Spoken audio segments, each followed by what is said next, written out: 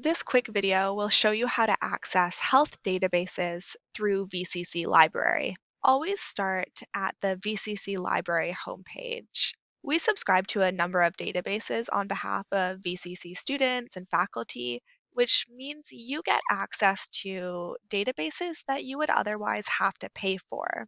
If you're off campus, you'll just need to sign in using your VCC student ID and password. Now, there are two ways to find databases on the library website. If you know the name of the database you are looking for, click Databases under Quick Links on the left-hand side of the page. We find an alphabetical list of the databases VCC Library subscribes to. We can either browse the list to find the database we want, or we can use the search box. There is another way to find databases on the library website. Start from the home page, navigate to the tab titled Articles and Resources by Subject.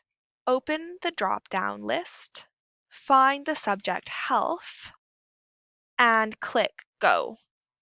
On the left-hand side of the page, there's a selection of the most relevant databases for health-related fields. Also note, in the middle of the page, there's a list of research guides related to health, and on the right-hand side, you'll find your subject area librarian.